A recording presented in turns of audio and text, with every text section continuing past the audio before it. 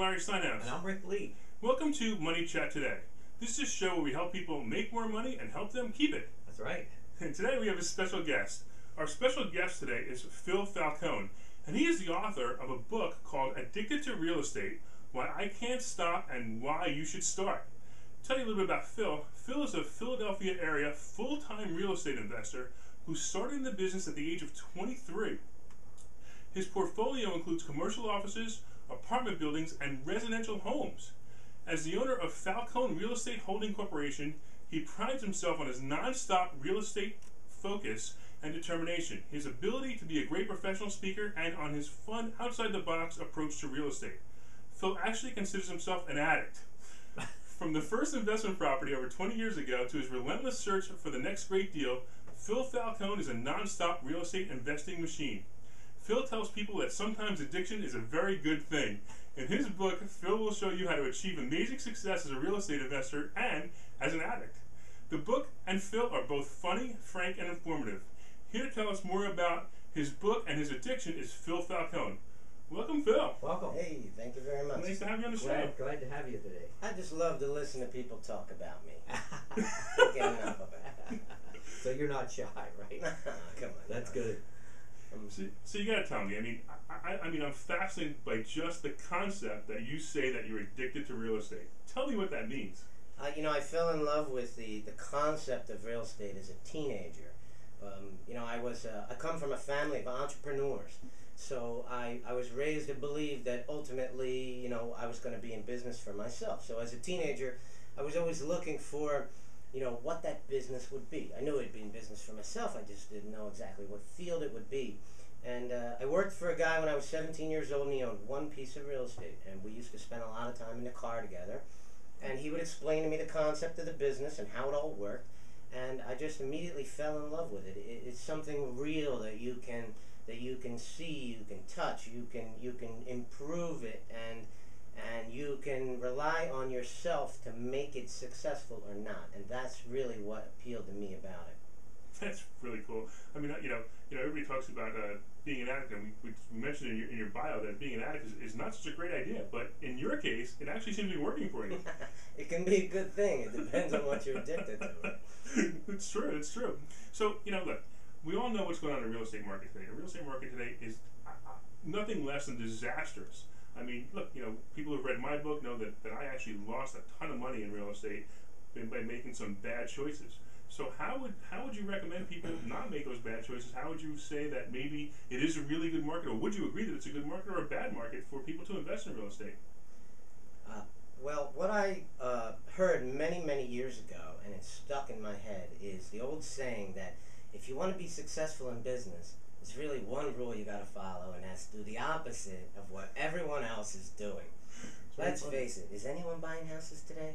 Nobody is. True. Absolutely nobody. Well, what I'm doing is I am Pac-Man right now. I'm gobbling up as much real estate as can possibly be purchased by me. Wow. And my plan is to continue that trend for the years to come. Definitely 2011, 2012, 2013. My prediction is that things are going to be completely flat or continue to go down slightly.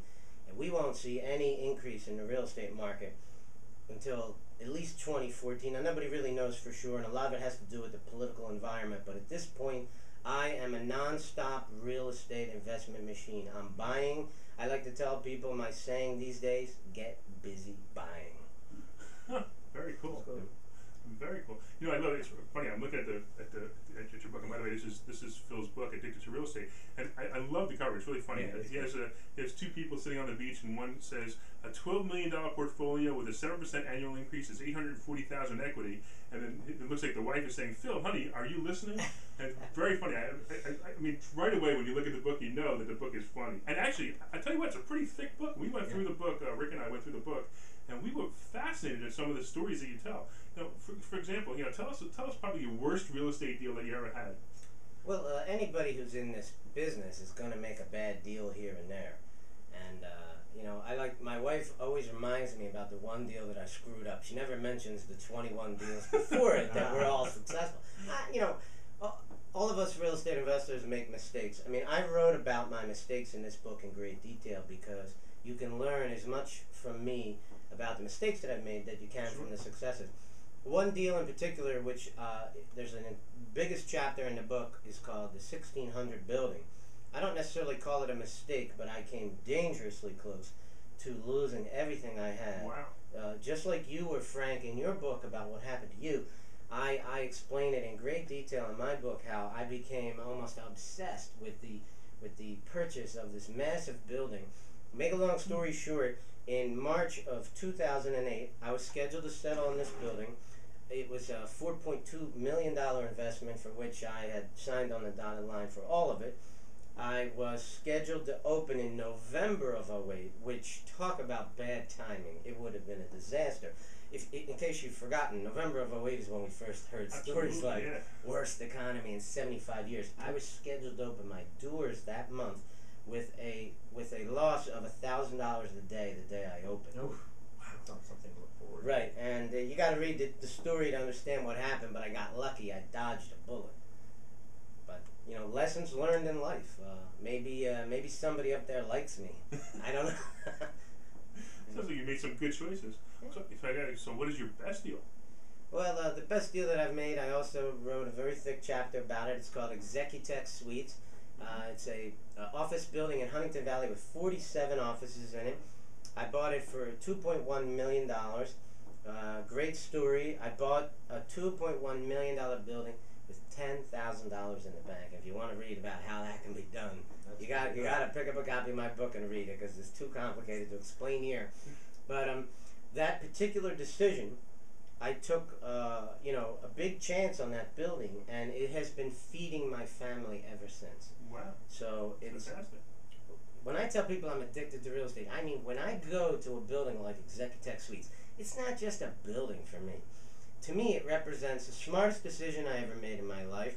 It represents a business and a piece of real estate that has been feeding my family for over 5 years. Wow. And I literally have personal feelings for that building. It's my sweetheart. I walk up and down the hallways and I see a mark on the wall. I gotta get rid of that mark. I can't have my girl, my sweetheart walking around with a blemish on it. So when you have that kind of attitude, when you feel like you really love a piece of real estate, you love a business, maybe that has a lot to do with the success that I've had with it. So tell me a little bit about how, look, in this market, people can't even get mortgages. Mm-hmm. How are you financing these deals? I'm doing almost everything 100% what I call creative financing. I'm doing a combination of the various things. Forget banks. Banks are done. The conventional way that most people would figure they would buy a piece of real estate is you put 20% down, you go get a loan from a bank for 80%. Forget it. Conventional deals are dead. If you haven't heard that before, you just heard it now. It's official. They're dead. I don't bother even calling banks anymore. There are a number of ways an individual can buy a house today without the support of a bank. And the best way is you find a private investor, somebody who has money, wants to invest in real estate, but they don't necessarily have the skills or the knowledge or the desire to invest in real estate themselves. I'll borrow money from a private investor and I pay him an interest rate on his money.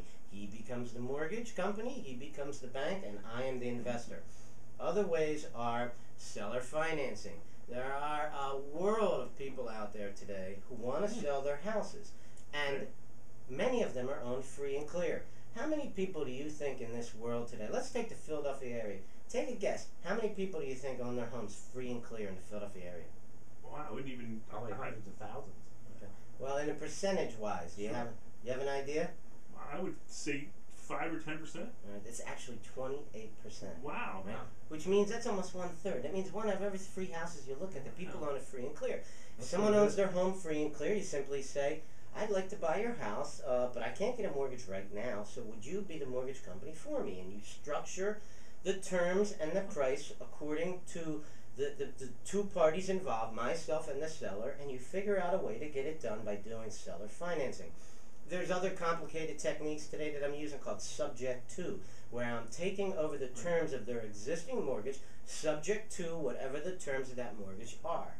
And I basically buy their house Right. with the current mortgage in place, and I make payments on their mortgage. So that's just some of the ideas that I'm using today.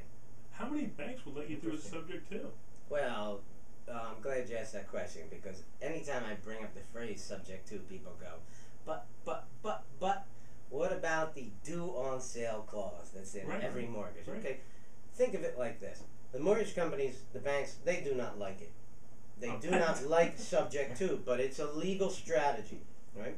So what happens when they find out that the house has been sold subject to mortgage? Well, they could foreclose on me, but if I'm making payments, they don't have the right. They'd have to actually stop accepting my payments, which would then take 8 or 9 months before they could even get me to a sheriff's sale, right?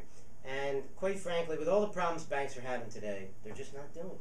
They're not doing Makes it. sense to me, actually, yeah. As long as they're getting paid, do they really care where the check is coming from? They're not happy about it, but it's a little used strategy that very few people know about.